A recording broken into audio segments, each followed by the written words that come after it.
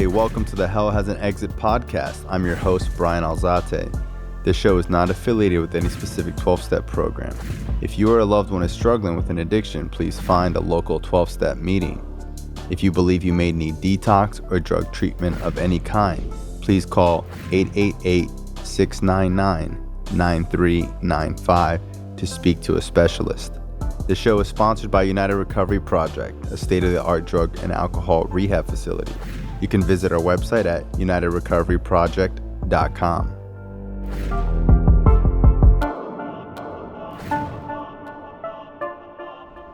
Welcome to Hell Has an Exit. I'm your host, Brian Alzate. On this show, we interview a lot of recovering addicts. We do a lot of redemption stories. We do anybody that has a story of coming back, you know. I posted something online that I was interviewing you, and a lot of people had, not a lot, but a couple of people had something negative to say. And to be honest with you, like when I hear your story, it really reminds me of like Frank Abagnale. I feel like he's not under scrutiny, like the Catch Me If You Can character, because I don't know, like people just don't see him that way. But I think because you have all this partying and stuff like that, people scrutinize you a lot more than him. You know, Frank Abagnale travels to different colleges. He does all sorts of speaking engagements.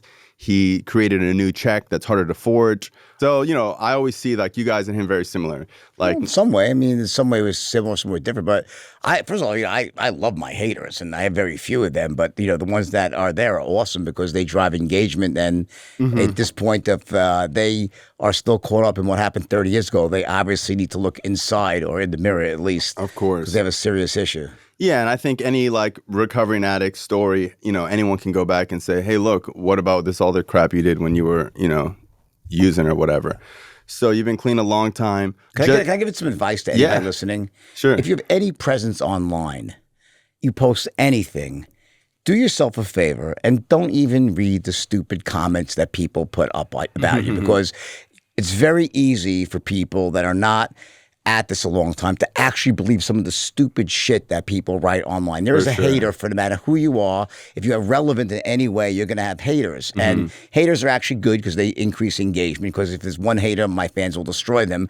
But most people, it can really bother them, especially young people. They start to believe the shit that the haters, 1,000%. The haters are just cowards who are miserable in their own life. So everyone just, you know, I would advise don't even look at your comments unless you want to respond to the positive ones. Absolutely. And you know what? There's going to be a million positive ones and 2 or 3, you know, not so positive ones. So just so you know, so I'm a recovering addict. I got clean at 17. I was smoking crack when I was 14. I was addicted to opiates at 14.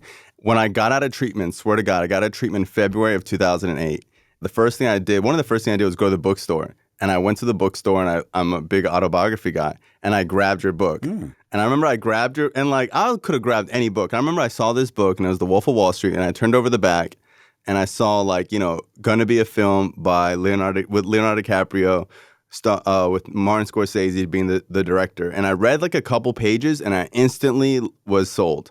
I used to get everyone to read this book, and I used to tell everyone like, it's going to be a movie one day. You guys got to watch it. And just so you know, this is a surreal experience for me, you know, so this is something that has influenced me in my recovery, seeing that someone like you could get clean. Right. In 2008, how long were you clean at that point already?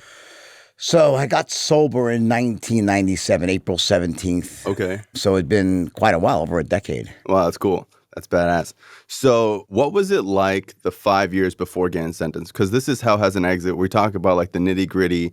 Everyone sees the party lifestyle. Everyone's seen the movie and the tossing of the midgets and the Quaaludes and all this stuff. But like, what was it like those 5 years before you? Because I've heard you in other interviews saying that those 5 years were really rough because you didn't know what was going to happen. Right. By far were rougher than, you know, what happened after I got out of jail. But I was already sober before I got in trouble. Gotcha. So I got sober about 18 months before I got indicted. So I was already sober. So I had already dealt with, I think, probably the most difficult part, which is the first year or probably the first few months. But I was already sober, and then I got indicted. So the movie's a bit misleading like that because they kind of juggle the timeline a bit. So, yeah. What got you sober? Like, because obviously you probably thought about getting sober many times. You probably had all these people around you telling you to get sober. So what was it that really made you do that leap? For a very long time, most of the people around me were telling me not to get sober. It was a problem in the years that led up to that. At the end, it was mostly at the time my wife was very much. She was like, and she was doing drugs too, but she just wasn't as bad as me. So you know, she was like the good one doing 1 loot a day. I was the bad one doing 12 a day, on a light day. What really led up to me getting sober was the love of my children. It was for my kids, is to getting to a point where they were old enough to see what was going on. And that was like something that just to me was like that linchpin moment when I actually acted out on being on drugs with my daughter in front of me. And that was the end of it for me. Yeah, and I've heard a lot of stories like that where people are using around their kids, and then this one moment happens to them where they just see that, like, hey, this isn't what I want to bring my kid into. Right. Was there anyone clean or sober in that time who was helping you and guide you into recovery and, like, helping you along the way? Before I got sober. Yeah. Steve Madden was sober. Wow. Oh, that's so crazy. So you kept a strong connection with him Well, I did for during many the whole years. thing? Not in the last year, but up until the last year, we were really, really close. And he was like the only sober one of the bunch. And then he actually relapsed later on. Really? Yeah. How long was he sober? Oh, a long time. He was sober for, I think, let me see, he got sober in, I think, 88 maybe. So he's like, Jordan, you got to, like, come over on this side. You know, No, he wasn't judgmental like that, Really? Steve. I think he was fascinated by my ability to Function to high. function at a high Yeah. level, because he, basically was using the same drugs I was back before he got sober, Quaaludes, and like they kind of destroyed his life, and then he built it back up again. So I think that, he was like hanging around everyone that was doing drugs, and he wasn't doing drugs. So it was like, he was like that one sore thumb sticking out. Yeah. So when you actually did get sober, how difficult was it to, like, change people, places, and things? Because I know even till today, I wonder, like, do people come up to you and try to get you to do coke today or something like that? Like, do people try to influence you now and are like, come on, just do a little bit all the time? So not a lot, but sometimes it happens. Sometimes. But it was very easy for me to change all those circumstances around me, because I was still very, very wealthy and successful when it happened. And I could so when I'll give you an example, when the day before I got sober, I had a standing bid on Quaaludes for any real Quaalude from a pharmacy, either overseas pharmacy, right? $50 a pill. And then when I got sober, the price crashed to $5 a pill, because it was like they flooded the mall. I was buying every one, right? I might be making that up. It's true. So when I got sober, I was sort of the spiritual leader of this whole group of people, basically. And Did other people start getting sober too? a lot of people got sober. Yeah, That's so funny. Yeah, it became sort of out of fashion. Wow. So just for people that are listening, the movie makes it seem like you were still using, then you got arrested. No. But in real life, you were clean 18 months, and then you got arrested. Yeah. What do you think would have happened if you were still using when they came? It's really hard to say. I mean, I have some friends that were still using when they got arrested. They weren't able to handle it as well? No, they were, because, what happens is forced absence, because then you're on, like when you're in pre-trial, even if you're out on bail, they drug test you, right? And ironically, they never drug tested me once when I was on pre-trial, because the guy knew I was sober. He never bothered to drug test me, Listen, I think that it's different for everybody, but the most important thing for me was that I was done. I was ready to get sober. When you're ready to get sober, you can get sober in the best rehab in the world. You can get sober in the rooms of AA. It doesn't really, for me, going to a rehab was an adult timeout, which was important, and that helped me. Did you go to 12-step meetings for a long time? I did. Oh, okay, cool. I did. I chaired them in the beginning. I was very active in the community for the first few years. How would you explain 12-step meetings? Because when I read your book, I remember thinking, because I remember in the book you were talking about how like these people are aliens, or they're just like talking all crazy, and like people clap all the time, and it just was like weird. That was the rehab. That was the rehab. The rehab was just like seemed like a cult kind of, right? Well, the rehab was kind of fucked up, because this was not a normal rehab. This rehab was for doctors mostly. So people, like an LPN program. People were not there for 4 weeks. They were there until the staff said you're cured. So everyone was like just saying, "I'm cured, weird. I'm cured," running around like robots. I'm cured, I'm cured. Like it was this freaking weird Orwellian quasi mainland China social credit score type of thing, where everyone's watching you, and if they do something wrong, your score declines, and then you can't get back to being a doctor. Wow. Sooner, later versus so sooner. They're just jumping the hoops so that way they can get out. Everyone was so disingenuous, so much disingenuous bullshit, and I was above it all. Not because I was any better of a drug, because I didn't give a fuck. I was there for me. Yeah. Like I didn't need that. I was really only there wanted to because I was get there help. of choice, not to get a license back. So I was like, what the fuck is with these people? They're just like so full of shit, and like like they're saying like how do you feel? I feel like I'm sober. Thank God for making me. I'm like, just shut up and be authentic. So I was like, I hate this fucking place, but I have to be here because I don't want to be a drug addict anymore. Gotcha. Sort of like a different mentality. How would you explain 12-step meetings to people that have never been to them? Because like my whole goal in life is to make 12-step meetings seem more attractive to people, to make it seem not as culty and weird, to make it seem fun. Like, what was your experience going to meetings? Well, some meetings are great and some meetings suck, right? Mm-hmm. So you have to find the meetings that are right for you. I Of mean, course. you always say don't pick up a girl or a guy at an AA meeting. Of course, I broke that rule right course. away. And my sponsor used to say it's like two dump trucks running into each other when you meet a person, both you were sober for less than a year, right? Yes. But of course, I made that mistake once. And We all do. it ended poorly, but it was good at the moment, you know? Listen, I think that you have to find the right AA meeting. Number one, to me, I like rooms that have a lot of sobriety in them, like where they were well-run rooms with people that were not all newcomers, so you can, look and really see people that had long-term sobriety. I remember when I first got sober, and on the way to rehab, I was intervened on, and on the way to the rehab, I was like, how do you guys, I don't get it, how do you guys stay sober, like 10 years sober? How do you, they're like one day at a time. I'm like, yeah, I know, go fuck yourself. How do you really stay sober? Yeah. They're like, no, one day at a time. And I was like, I couldn't quite wrap my arms around that concept, but I think that when you go to the rooms of AA and you see all that long-term sobriety, you see people that have been doing it for a long time and how great their lives are. You also see new people that how fucked up their lives are. So you kind of see all the different things, and the new people remind the old people how fucked up it'll be if they relapse. So there's a lot of that going on. There's an old timer that used to say, y'all, you are all my teachers. Yeah. Some of you teach me what not to do, and some of you teach me what to do. Yeah. And I feel like, I try to explain the 12-step program as like the gym. Like I saw someone the other day and they were like, man, did you know that I went to a meeting and some people were high? And I was just like, no shit, Yeah, well, it's common. I was like, could you imagine going to the gym and being like, hey, I went to the gym. Some people were fat. You know what I mean? It's like the same concept. When you see a heavy person in the gym, you don't look down at them. You're like, wow, that guy's really trying to fight for his life, lose weight. It's like inspiring. Yeah, it's a good analogy. You know, when you go to a meeting and you see someone high, you shouldn't be like, oh, look at that loser. He's here high. It's kind of like, wow, that person's high. I don't know how many meetings you went to high, but when I was using, I never went to meetings. You know what I mean? I mean, like I think that people in AA, if you're in a room that really is like a real room, they are going to embrace you if you're high, and they're going to support you and not judge you because they've all been there, and I think you're right about that. I think it's a great analogy. Thank you. And at the same time, it's like, that's what we're here for. The whole purpose of that meeting is to help the person that needs it the most, and they actually consider that person the most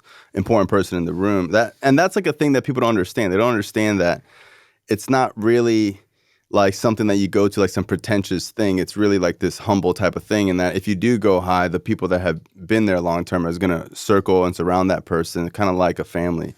Let me ask you something. So, I'm always been into books and movies. How difficult was it writing the book? Because you wrote it in jail, right?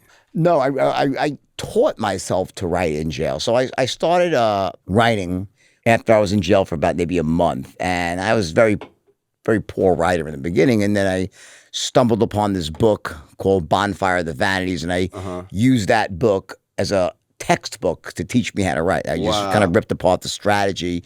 So I spent about, really 6 months to a year really teaching myself the skill. How to write first. Had the skill of writing. This is a skill to do it right. And then I got to about a page 130, and then I ripped everything up. And before I left jail, I said, that's not good enough, because I didn't think it was good enough. Someone actually put those pages back together and sent them. I still have them now, and they're pretty interesting to read. It's an early version of my writing. And then when I got out of jail, I was back to page 1, and I started writing. I wrote 10 pages, and I was like, wow, those are a lot better than I remembered writing in jail.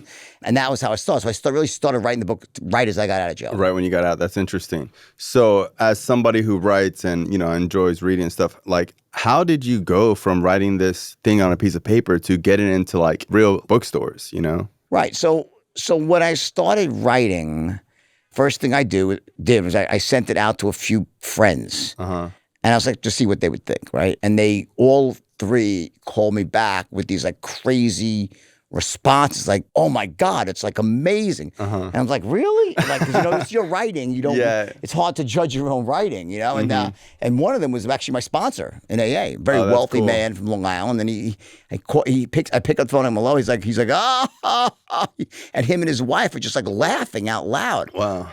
I'm like, you lie? He goes, I don't like it. He goes, I love it. He goes, like, I can't believe you wrote this. Wow. I'm like, well, I wrote it. He goes, I can't believe it's so good. I was like, wow, really?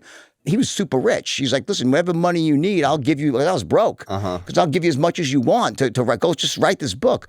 So I sent the book. The next day I sent these 10 pages out to an agent in Hollywood who specializes in getting books sold and made into movies. And I sent him the first 10 pages and he calls me back. Just 10 pages? That's 10 crazy. pages. I sent him the first 10 pages and he's like, who the fuck wrote those pages?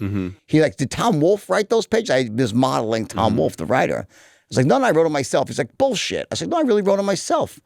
He's like, I don't believe. Goes, write 10 more pages. So I spent about a week and I wrote another 10 pages. I sent him the second 10 and he says to me, he goes, just stop everything that you're doing. He goes, I want you to just trust me here. You don't understand how famous you're about to become. I was like, really? He's like, I don't think you understand how good this is. Did you believe him? I didn't until he said, and I'm going to get Leonardo DiCaprio to play you in a movie directed by Martin Scorsese. He said that after 20 pages? He said it after 20 pages. He said it. Jesus. And I just thought that, I was like, wow. I was like, and I never had written before, and I was wondering if I could ever finish the book because it was taking me a really long time just to write 10 pages, right? So I called up my friend. I said, I think I'm going to do this. He goes, how much you want? And he has maybe like $500,000. He wired me $500,000. He's a friend of mine, very rich guy. He goes, just take the money, just lock yourself. So I had a little bit of money and I locked myself in my house and I didn't have any human contact for probably almost 11 months, except for my children. My children would come over and they watched me just sit there in the corner and write this book. And I did a few other things in the beginning that were pretty smart. Like I backed myself into a corner I started telling people I knew I'm going to write a bestseller. Yeah. So I had no choice. Accountability. Yeah. I sort of made it so like I had no choice but to live up to the promises made to my children and so forth. And then by the time I got to page 60, I sent the first 60 pages now to this agent. His name is Joel Gottler. He's a big agent in Hollywood. And Joel read the 60 pages. He goes, I'm fucking blown away. I'm going right into the New York City. I'm going to sell this book for a ton of money. And sure enough, he went down into the city and bam, Random House bought the book for more than the guy had advanced me the money. So and so suddenly I was like, wow. I was like, that was easy. Like for a first book, it's like, I couldn't believe it, right? Yeah. And then I sat down with their editor, who was a phenomenal editor, Danielle Perez, and she like made me sort of, okay, let's come up with chapters. So she made me put into like, come up with chapter ideas. And I had a structure for the book. And then I wrote the book over a period of about 11 months. And the first draft was 1,200 pages. Wow. And I went through 7 edits to get it down to 538. Who did you envision playing you before they told you to be Leonardo DiCaprio? I thought maybe like a young Tom Cruise, like from the movie Rain Man, when he was like selling the cars, like the gray market. I thought that would be a great guy to play me. There's already been a movie about my company that was where I was played by Ben Affleck, the Boiler Room. That guy worked for me, right? So that was like very loosely based on the whole company. Yeah. So is Boiler Room related to your story? Yeah. Well, the guy was about Stratton in a really loose way. In a loose way. And I thought it was okay. And did they ever like ask you about it? No, when it came out, like, I started getting Google alerts when like they're saying it's about my life, and I was like, that's not really my life, but yeah, it's way cool. Whatever. And they're taking a bus. We didn't take a fucking bus anywhere. They're taking a bus to Atlantic City. But anyway, it was an interesting movie. But I was thinking that, Boiler Room shaped my life. Yeah. So, that was like, there was a lot of stuff in there that just wasn't an actor. Of course, it was interesting to see part of it, right? Yeah, so I think Leo was like when the book was done and it got passed out to Leo and Brad Pitt and George Clooney and Mark Wahlberg. It was a bidding war between all three: Mark Wahlberg, Brad Pitt, and Leo. And at the time, Wahlberg wasn't as big a star. Now he's a huge star. Yeah. He was just getting started back then, right? And I love him. He was great. But came down to Leo and Brad Pitt, and each one of them said, "Whatever he pays you, I'll pay you 10% more." Wow! So the bidding war went up and up and up over a weekend, and finally Leo brought Scorsese to the picture, and I just loved Leo. So Scorsese wasn't a part of it up until that point? Not until that point. You didn't know who the director was going to be? Well, I didn't know there was going to be a movie. I mean, you don't write it, when you write a book. You don't think about it really becoming a movie? Well, I mean, the chances of it becoming a movie, so the chances of it like being sold to a publisher are like 1 in a million. Yeah. The chances of it then being bought by a studio are 1 in a 10 million. Yeah. And then the chances of it actually being made to be 1 in a billion because it's such a long shot. So even when Leo attaches himself, it's still a 1 in 10,000 shot that he's going to actually make something. And then it could get shelved. People buy the rights to movies and then they never make it. It did happen to me for a while. Yeah, because I remember telling everyone the movie's going to come out and then like it never came out. The difference is that when Leo bought the book rights through Warner Brothers, he came to my house and he said to me, "Listen, I buy a lot of projects." He goes, "This is different. This is my passion project. I am going to play you. I will get this done. Have faith in me. I promise you." He looked me in the eye. He goes, "I promise you, I'm going to get this done. So it was never a normal project for Leo. And every time a friend of mine would run into Leo, and they would say, Who's more convincing, you or Jordan, or you or Leonardo? well, I taught Leo the straight line. I taught Leo the straight line system.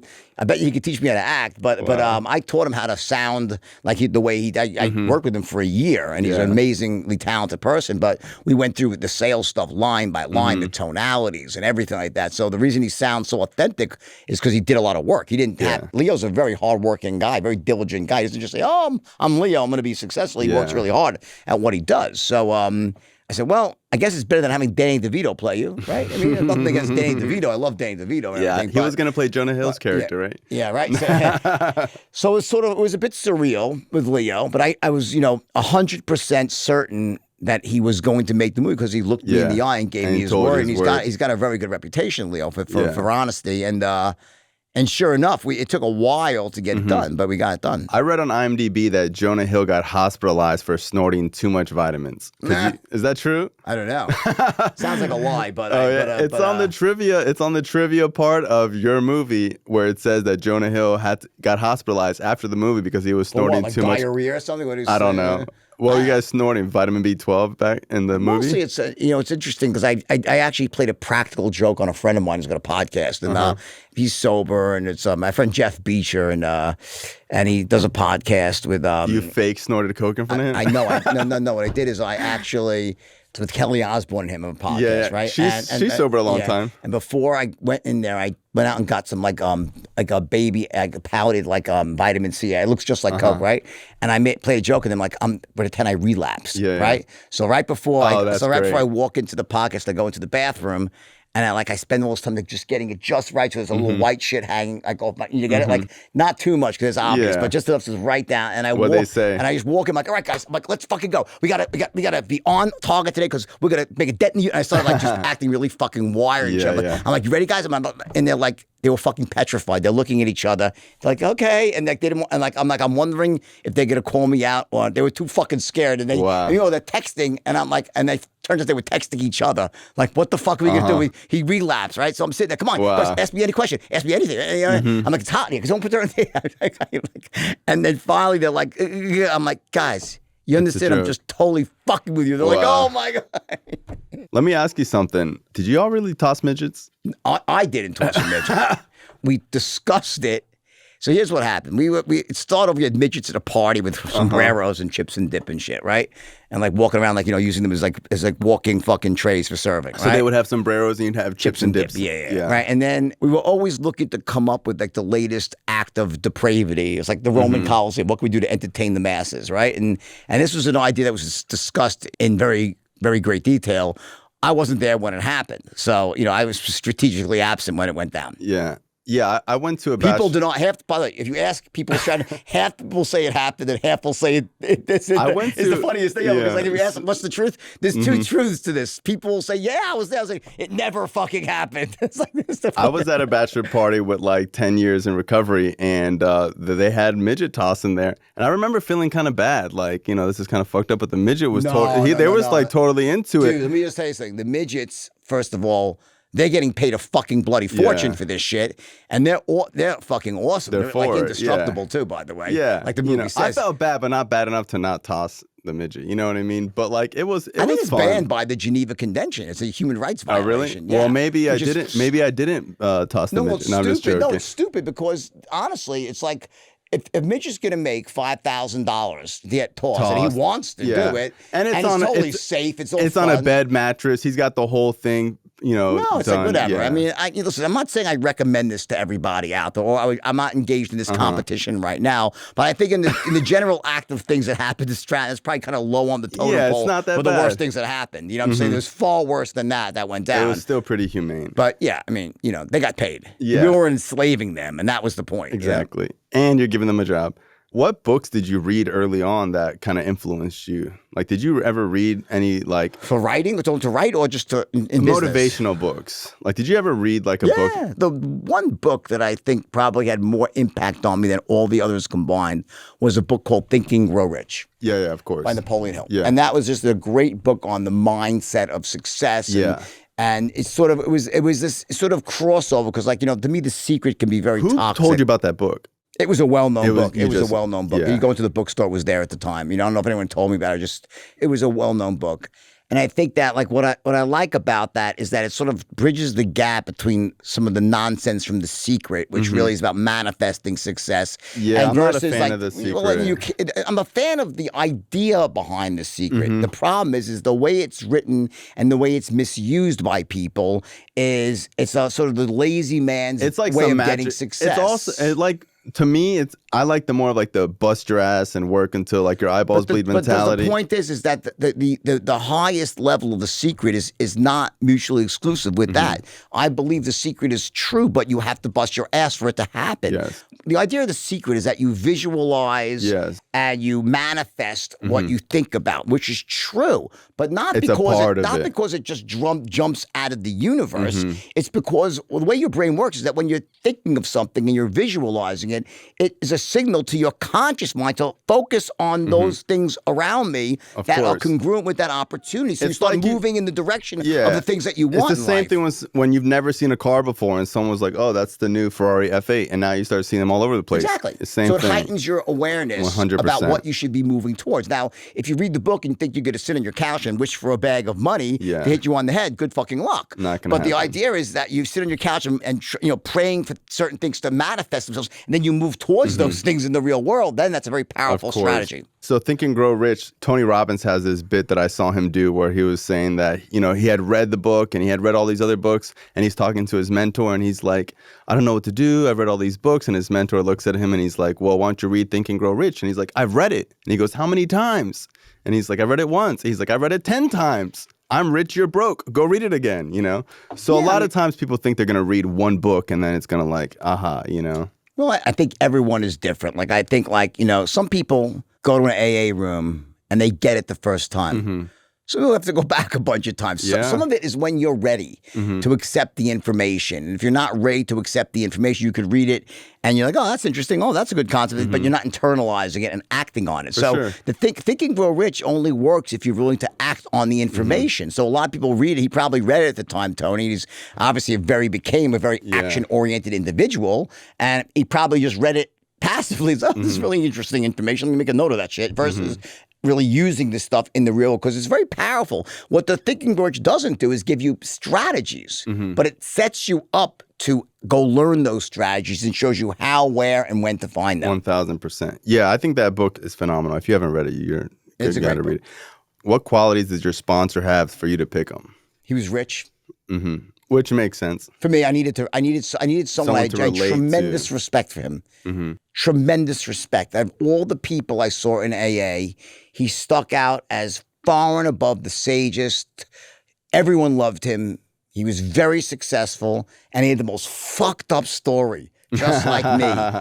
Like, he was like a villain, this guy. He was a terrible human being. He would say, I'm a terrible, most awful person. And I think to the day, I think he's still alive, but he spent the rest of his life making up for that by helping people. He's a really good guy, but he was just incredible. Great speaker. He was I remember like hanging on his everywhere. He had this gigantic fucking head, like Fred Flintstone, right? And he was on TV. He was the guy that you probably have seen this guy. Back in the day, he used to have these commercials at 3 a.m. What are you fucking doing are you up right now? You shouldn't be up. You need to come to see. And he had this commercials. I was like, it's like scary looking at the guy, right? Great guy. And I just resonated with his story, with his comeback and everything about him. Wow, that's cool. What things did he teach you? He told me many things. I mean, I think the most important thing that he used to say to me, yesterday's history, tomorrow's a mystery, and today is a gift. That's what we call it, the present. That was his sort of philosophy in life, that like you can't change the past. You don't know what's going to happen in the future, but right now you're in the moment. Today's a gift. Make the most of it. That was like one of his overarching philosophies for life. Of course. And he was also just I think the other thing that he showed me a side of being sober that was a very empowered side. It wasn't a disempowered, victim-like side. A lot of times people have these commercials or whatever, like, oh, you're going to go to a 12-step meeting and they're going to teach you how to be powerless. But that's not really what I see when I go to meetings. I see people that have taken their power back. Yeah. He just was like this sort of He was truly an amazing guy, the most flawed human being you could meet. Really, a very flawed person. And he'd be the first person to tell you that. But he was also the most amazing person and what he did with his flaws and how he changed his life. And, just really, I got a lot of respect for him. What type of assignments did he give you? Because I would imagine him sponsoring you, he's trying to bring your ass down. He's trying to, like, get rid of that ego and, all this, like, pretentious stuff. He's trying to let you know that he lost like $100,000 to my company, by the way, which he thought was hysterical because he was worth a few $100 million. But he's like, he's like that sort of guy. Listen, he was more than anything, he was like, his other famous expression was, yeah, I know, you suffer from terminal uniqueness. Yeah. Because you're just like everyone. Like, this idea that you're just like everyone else. That was like a big one. But also like the pragmatic idea that success, sobriety, it's not a destination. It's what you bring to it every day. It's sort of like day-by-day mentality. He was still going to 6 meetings a week, and he never let his guard down, so to speak.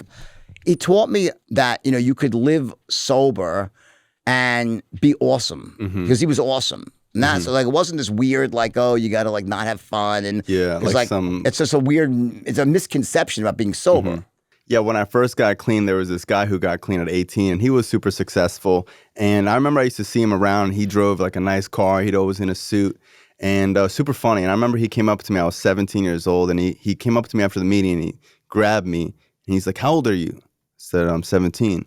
And he grabbed me closer. He whispered in my ears, and he goes, "If you get clean now, you got the world by the balls, kid." And that was a totally different message than my probation officers, totally different message than the police, my family. Unless you get sober now, you'll be dead by 25. Yeah, exactly. That's kind of what people were kind of saying, I'm trying to like, have that message, live on.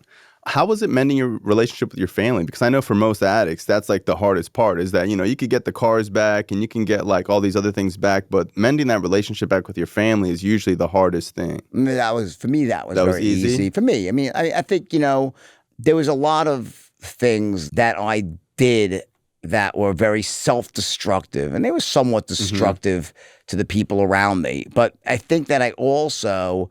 I had a very high bottom, as it's called. Like I wasn't in the street stealing. Like there's some really bad shit that happens when you have a low bottom, when you're running out of money, and then you're in this desperation mode. And I think a great movie that depicted that was Less Than Zero. Of course, it really shows when someone goes bad from a good right. And I just didn't have. And he went into that after that movie. Yeah, he became that character. I know, right? Really crazy, right?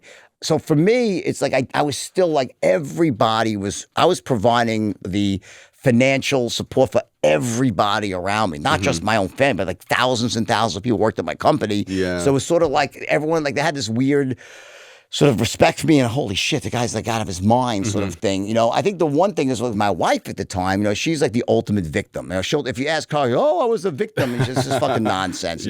She tries to play the victim card, which I think is really sad because she was the furthest thing from that. She was part and parcel with me the whole way partying.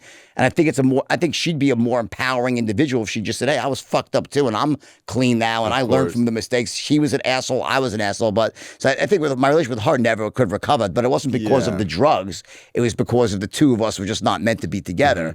But other than her, my relationship with my kids is unbelievable now. I mean, it's really... Yeah, I see them on your Instagram, so that's really cool. I'm really close with my children, and I'm very lucky, I think that sometimes... you do things when you're high, and if you really fuck the people over in your family, that can take many years to repair. Yeah. But most things can be repaired. 1,000%.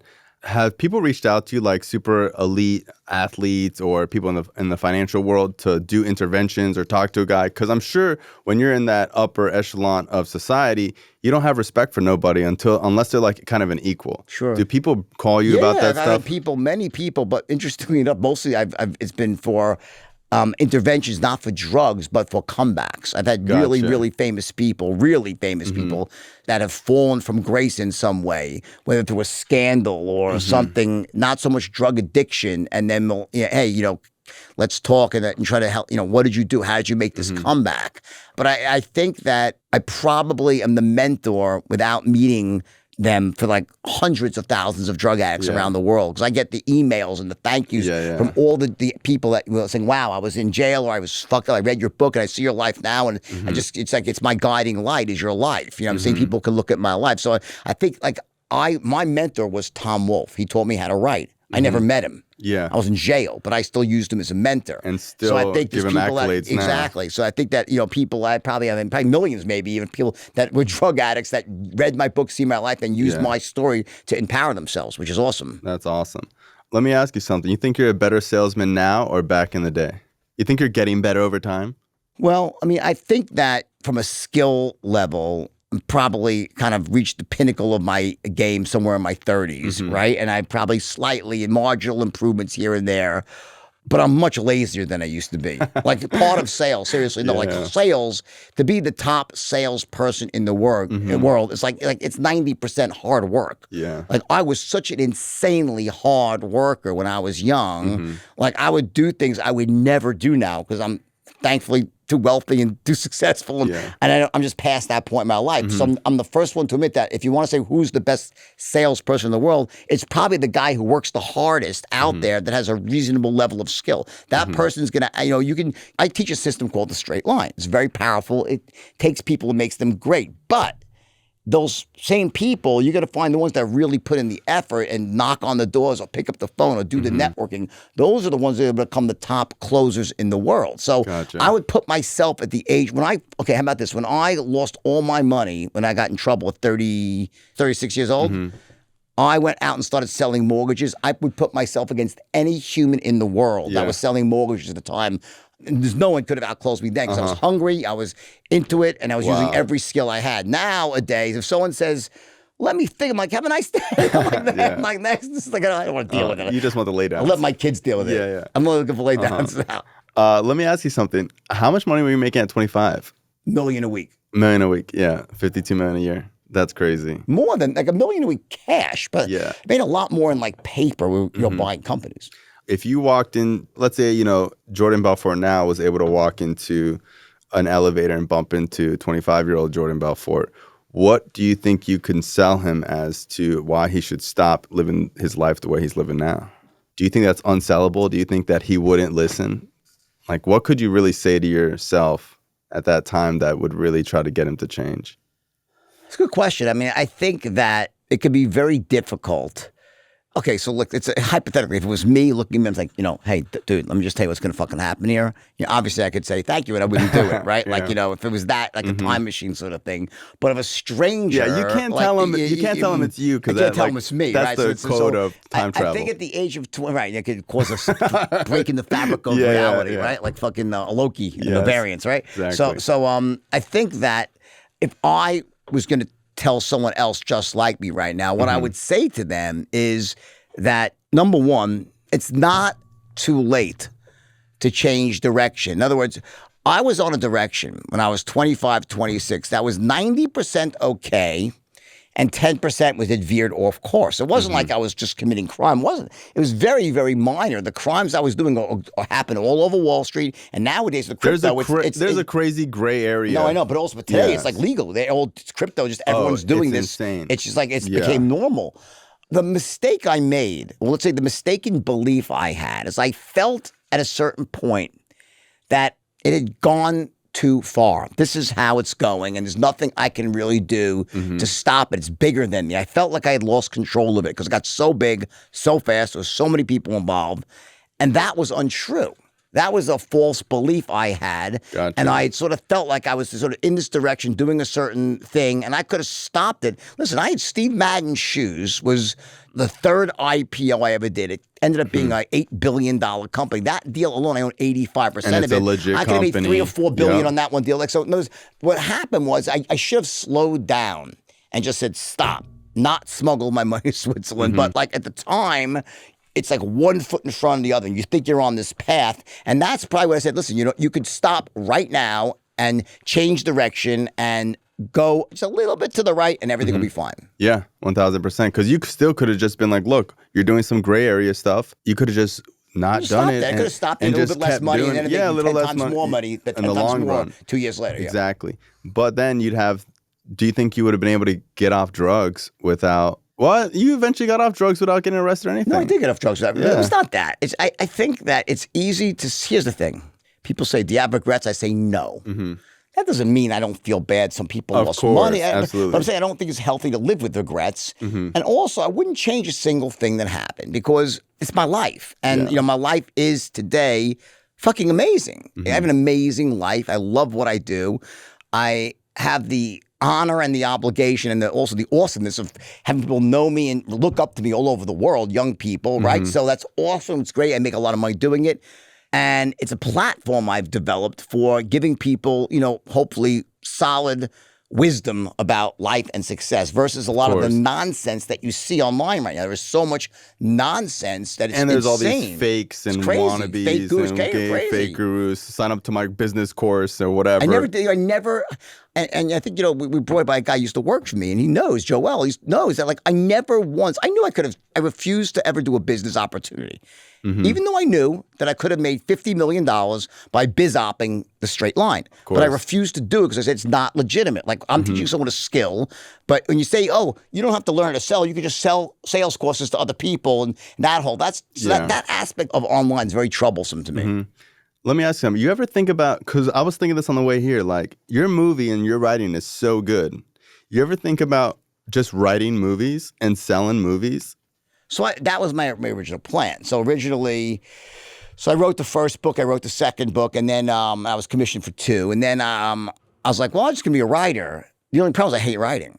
I fucking hate it. If there's enough money at the end of the rainbow, you might. Really. But, it's not about that because there's a lot of ways to make a lot of money. And I didn't enjoy it enough. And I love speaking. Gotcha. So, I wrote a third book and it was a huge bestseller. Again, The Way of the Wolf. And I still get checks from all the books today. But it was a grueling year of writing that book. So to me, I was approached I had to deal with, it was Universal for another book called The Mortgage Man. It was going to be about the mortgage crisis. And I started writing this book and I was just so miserable writing the book. And I just stopped. I said, you know what? Fuck it. There's no amount of money that's make it so I'm not happy while I'm doing it, So how was your understanding of a higher power when you started going to meetings? So I think to me, it wasn't so much I looked at it as a higher power like God sitting in a chair with white robes or anything like that. It was more about there's something greater than myself. It was more about I'm not in control of this whole thing. And I just have to not, you just can't will yourself into sobriety. It just doesn't work that way. So for me, it was almost like the rooms of AA were my higher power for a while. You know, I just used that as a sort of a way of saying, you rely on the power of that. But I'm a spiritual person, but I don't think that I believe that we're masters of our own destiny. You know what I'm saying? I think there's a force greater than us, but it's hard to verbalize it. So for me, I just, I didn't focus on that. I focused a lot on step 1. All right. And that was, on powerless over drugs and alcohol, right? That was the big one. And once I admitted that, it became a lot easier. Awesome. Real quick, what is your craziest gambling story? My craziest gambling story Because I saw that you were gambling a lot. I used to gamble. I don't gamble anymore because it's just too annoying. It's awesome. But because it's too annoying. Well, it's it's a deck is stacked against me. I hate that, right? But I think the craziest story is I have a couple of them. One of them is I went to we used to go to Atlantic City a lot because it was close to New York. We used to take a helicopter for 20 minutes, right? So once it was me and Danny and Steve Madden, this guy named Elliot Levine, complete degenerate, right? And one of a friend from Brian Herman, another huge gambler. We went there and we were snorting so much cocaine in the helicopter and we're so looted out that by the time Danny had this thing, he used to get lockjaw. He'd take one hit and he'd be he couldn't fucking talk. That's what happens to me. He'd get lockjaw, right? And by the time we landed in AC on the roof of the Trump Castle, back then it was a castle, he could barely walk and talk. He was stumbling down and we all started gambling and I started playing craps. I was a really good craps player, a couple of $100,000 on the table, right? And Danny walks over and he puts his chips down and they're like, I'm sorry, sir, you can't play. I'm like, he's got cerebral fucking palsy. Oh, we're so sorry, sir.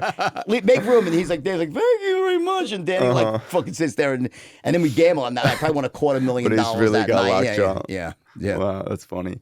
Final question. So, everyone thinks it's like, great that you got off drugs, and I think it's awesome. You're, got an inspirational story. But I think it's even more fascinating that you were also this crazy, wild bachelor and had all these different women, obviously, in the book. And now it seems like you're in a committed relationship. How did you go from being the guy that like can swindle any girl to, hey, I just want to be with one girl, or, want to be in a relationship? I think on some level. You like matured out of it or something? Well, no, I think that like there's Jordan and there's Jordan on drugs. Like you give me cocaine and I'm going to end up probably in a brothel somewhere and hoping to have the dirtiest one sitting on my face or something. I'm a terrible, awful human being on cocaine, like terrible. And people say, "Ew." Ask anyone on coke what I just said; they'll say, "Yeah, me too." It's this terrible, degenerate drug that makes you do awful sexual things, and it all seems okay, and like it's like to think about it now is like just so bad, but back then it was so great, right? So number one, it was easy once I got sober because like just a lot of the acts were all in the process of being high. Then also, I think that just with age. I always say I did my best dating after I got married the first time, right? And also, the idea that when I suddenly got very wealthy and I came into myself as a man, I started realizing, oh my God, you can get almost any girl. Not to say that I don't mean that in a way like obnoxious, but I'm saying that all of a sudden a huge amount of girls that were very beautiful all became possible. So it's like a kid in a candy store. Now at the age, in my 50s, right? Like I have a wife, and like I could barely handle her. Like I'm not. It's like it's enough with I have one woman to try to satisfy. Okay, like it'd be the thought of even being with another woman is like fucking tiring to me. It's like there's nothing. I'd rather jerk off than do another girl. Hey man, let me ask you something. How did you guys meet? My current wife? Yeah. We met in Mexico, and she was modeling in Mexico, and she's from Argentina, and I was on tour, and I saw her, and we took a picture together. And I had my assistant track her down on Instagram the next day, and we started DMing each other, and that's how it started. Was she like, hey, you're the Wolf of Wall Street, I know you're like this, I'm a pretty good guy. salesman still. That's what I was thinking. When it comes down to it, I had to talk her off the ledge a few times in the beginning, but she's also smart enough to realize that the Wolf of Wall Street, is a character. It came out in 2013. It happened in 99 and 91, and this is a long time ago. Yeah. So I mean, I think that she was willing to take the leap of faith to judge me as I am now. But I won't say that it's not difficult for her and all the women. I had a wife before her was amazing too, Anne. And, Anne sometimes would back up on her that, like, how do I trust you? But what she did, I never cheated on her. But I think that at this point, it's kind of, I have a pretty decent track record of being faithful under my belt. How did you know she was going to be someone that you want to, be with long term? Like, how did you, like, what qualities about her were you like, wow, like, I'm falling in love with this person? I think nothing collapses time like a good old-fashioned pandemic. We got locked away together during the pandemic, and you start to really see what it's like to be with someone 24/7, 365. And we were really compatible. We were living at the time. I was living in a nice apartment. I live in a house now, but I was in an apartment at the time, and we got along really well in a relatively nice but 2-bedroom apartment. And I was like, that's interesting. And she's beautiful. She's sweet. She's from an amazing family.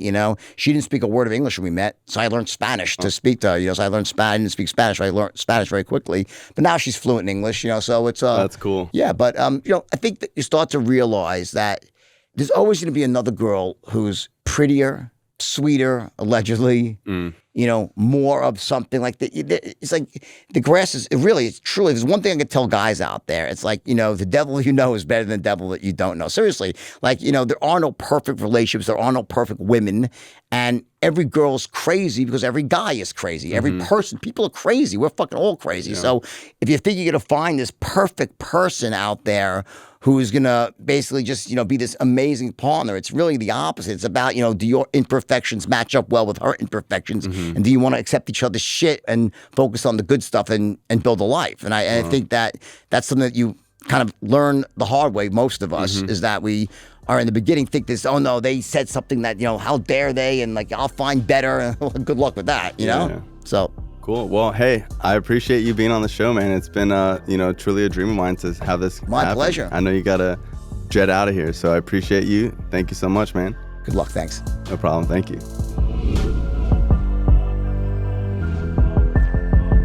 This show is not affiliated with any specific 12-step program. If you or a loved one is struggling with an addiction, please find a local 12-step meeting.